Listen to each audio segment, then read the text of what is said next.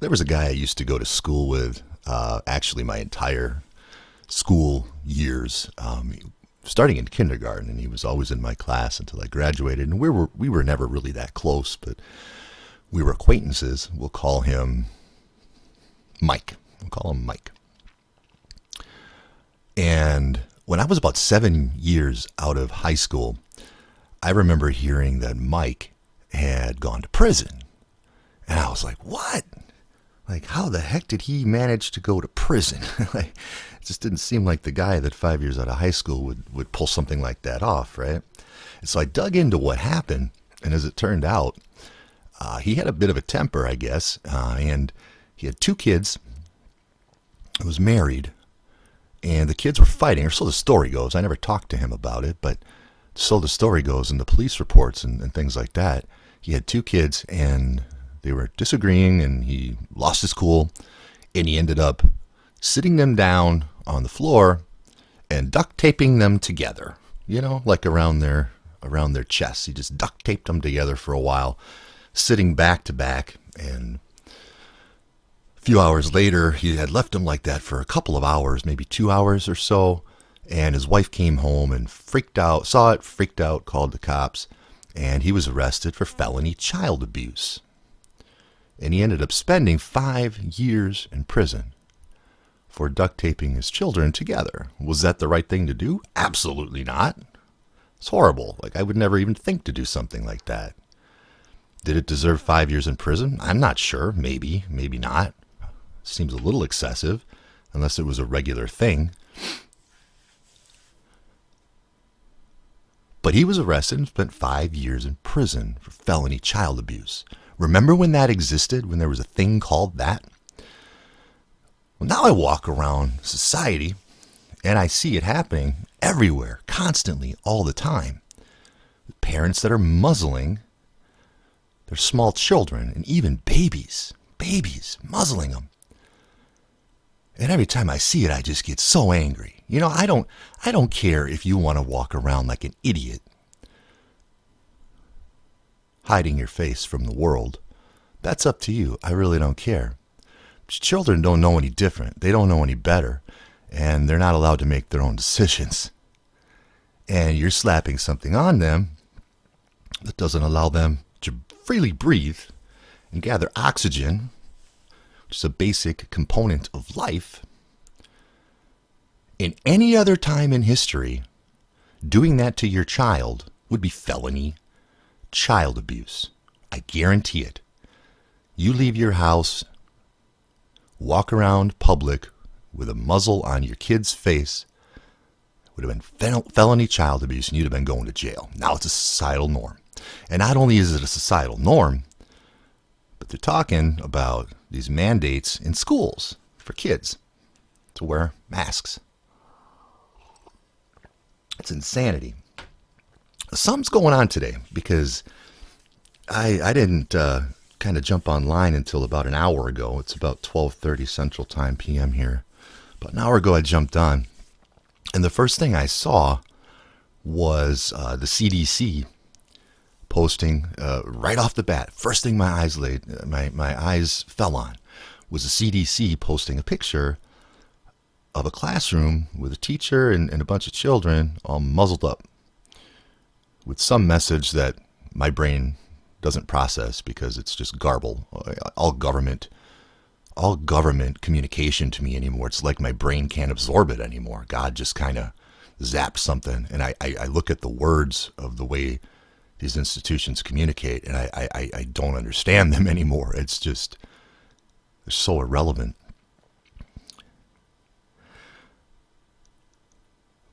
But the real issue here that I hope the people that have followed me for a long time understand is the schools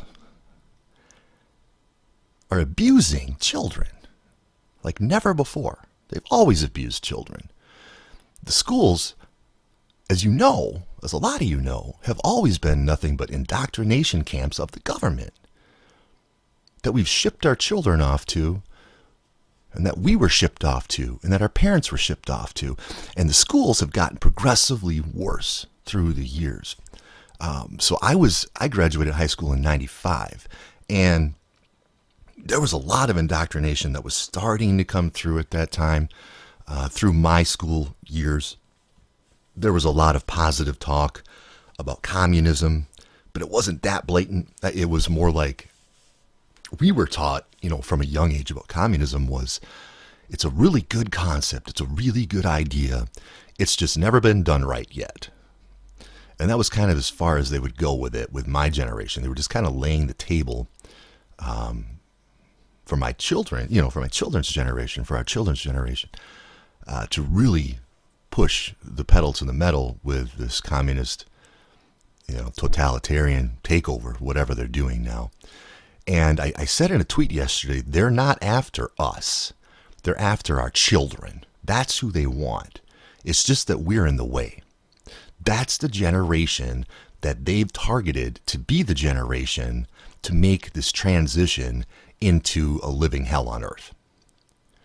They're going to empower the children against the parents. If you go back and watch or read 1984, the movie, I was thinking of that song, She's Still Preoccupied with 1985. I don't know. It just got me confused. But you go back and listen to that or watch it, and there's some scenes in there where it shows how the children just have lost all respect for the parents.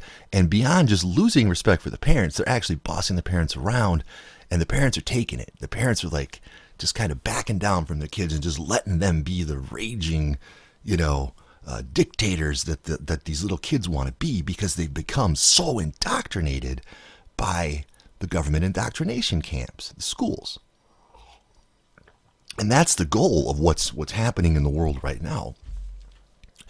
All through the COVID stuff, the one thing Trump would always say over and over again, we got to get the kids back in the schools. We got to get the kids back in the schools.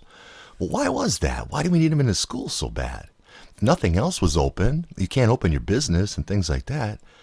And so they convince people, yeah, we really got to get kids back in the schools. It's good for them.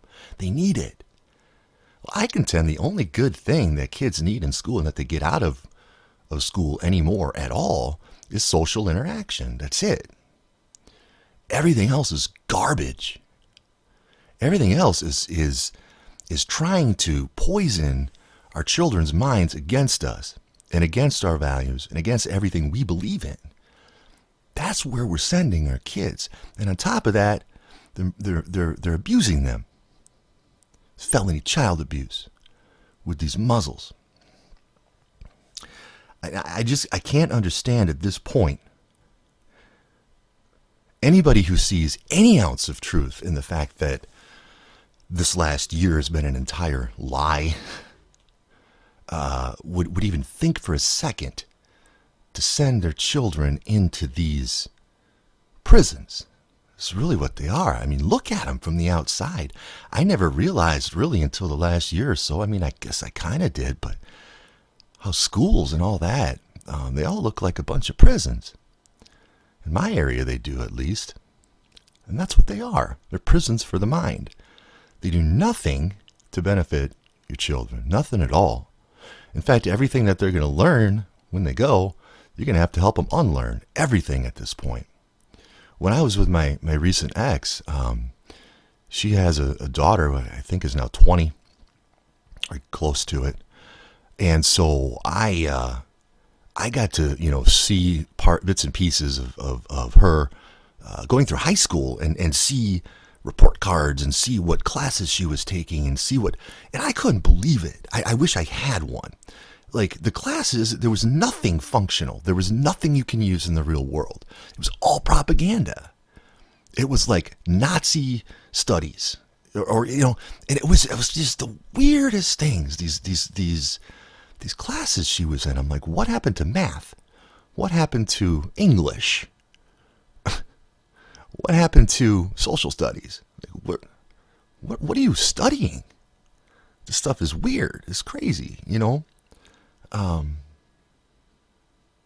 I can tell you, man, what the schools are doing is working. And kids do think they're smarter than... I mean, we did too. You have to admit, if you go back You think when you were 14, 15, 16 years old, yeah, you thought you were smarter than your parents, right? A lot of us did. We thought we had figured out the world and they were just stupid and we were going to do it a much better way. I mean, that's just how we think. I think every generation thinks that on a certain level, but this generation's different because they've been so targeted. That's been exploited. That kind of idea that you're smarter than your parents to begin with has been exploited. And so even though we had that idea in our generation about our parents, we were still respectful to them. We still were respectful for the most part, and listen to their rules. And, of course, we didn't have anywhere near the freedoms they have now because there was an internet in 95. Barely. I don't think I used it much except for maybe in computer class at school. But there were no cell phones. There were none of any of that. So, I think it was so much less freedom that we had that they have now that, again, like doubles down on that cycle of indoctrination that they're all in. And then the freedom to do whatever they want, whenever they want, virtually. And now, getting to the point where they just don't want to do much of anything and they're falling into a depression and all these other things because they don't see any future. They don't see any hope. And the hope in the future, for sure, is not sending them back to school. I know that for a fact.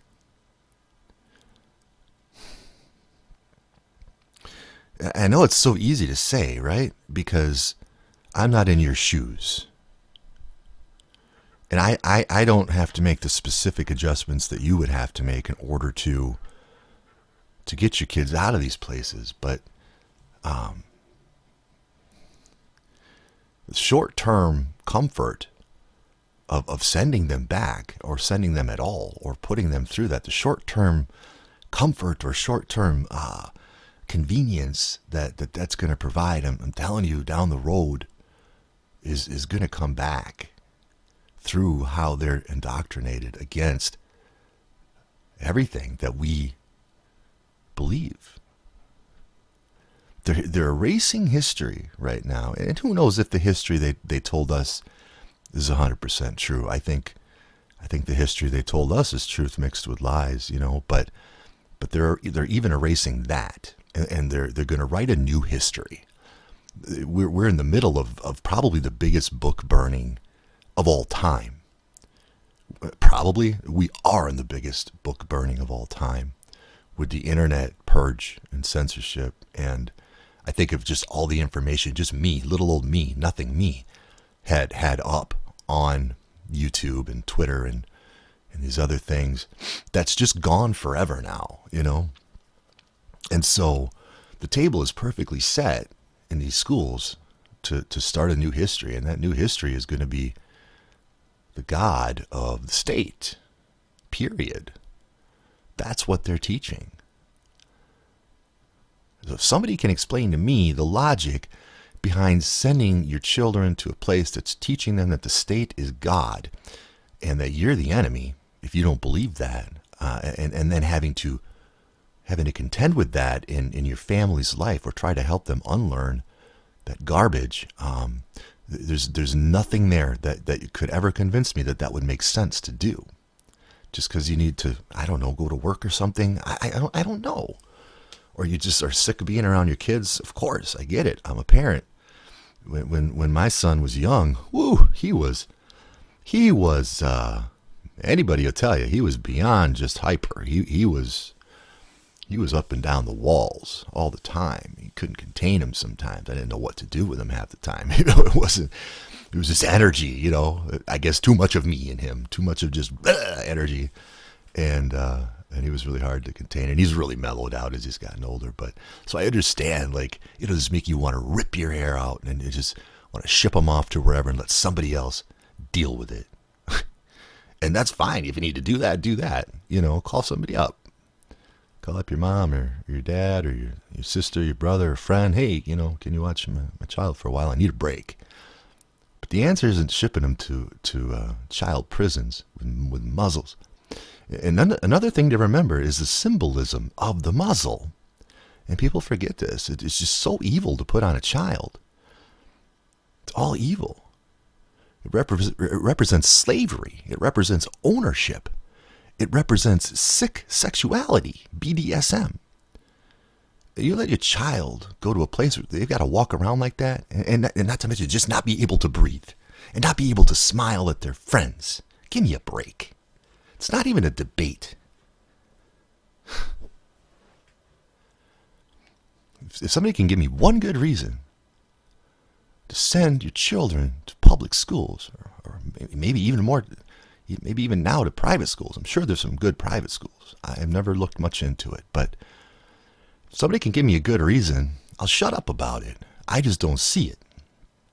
And I see this argument of trying to get kids back into school as a way of making you want something that you really don't want to begin with. It's kind of like the trick they play with the vaccine, where it's like, oh, we have a shortage, and then they're saying how much you need it, but you can't get it. And it's a psychological game that they play to make you want something that you didn't want to begin with. And that's kind of what they're doing with school. Like, I think they recognize that a lot of parents don't want their kids there anymore. So they're making it like, well, your kids can't go, but we're really trying to make it possible to get them in there, and then start to suck you back into thinking that's where your kids should be, as though that's what a good parent would do, because we've always taught that's what a good parent would do.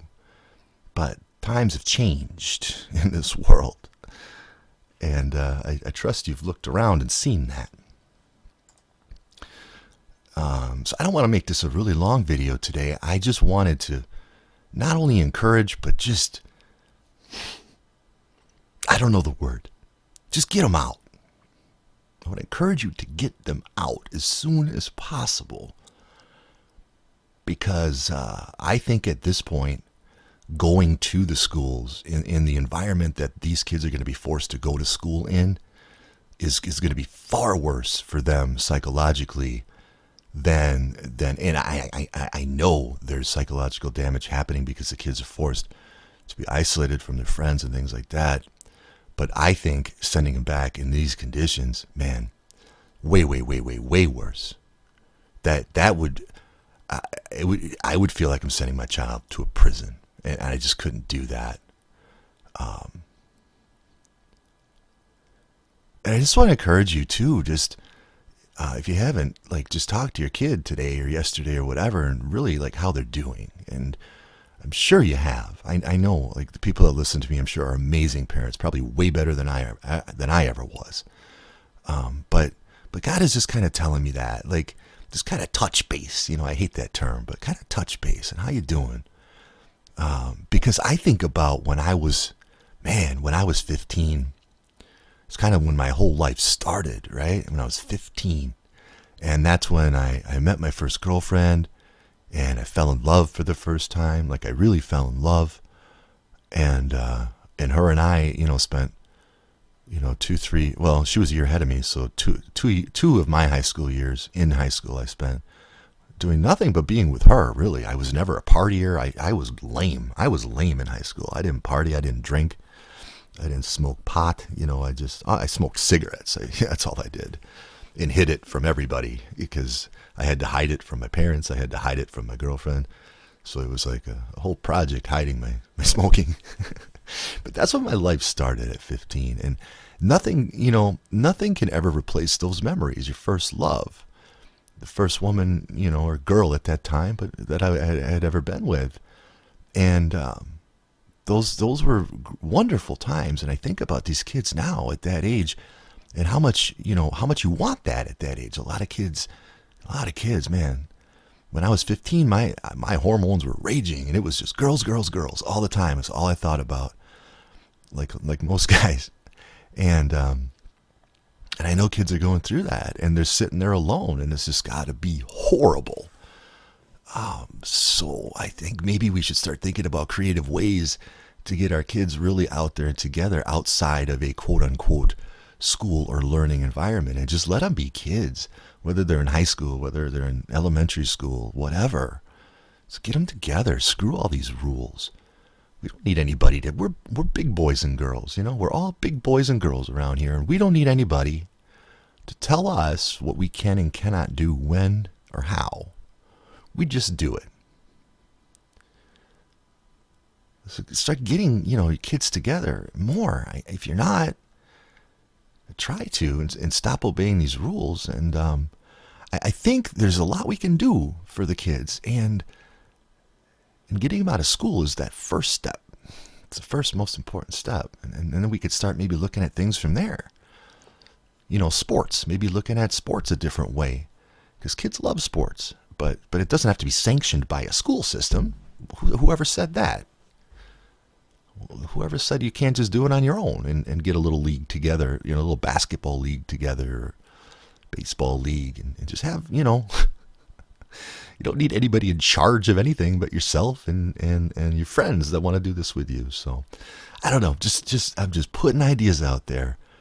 I'm literally thinking out loud about all this because it seems to be a mess. And with these poor kids, and like I said, I don't know what's happening today, but literally all over Twitter, it's just everywhere I'm looking is people talking about child abuse when it comes to the mask. And I'm like, yeah, finally somebody's saying it. It's child abuse. So we definitely need to stop that. Anyway, today is 2/22 of 21. And I'm sure we will speak very soon. Peace.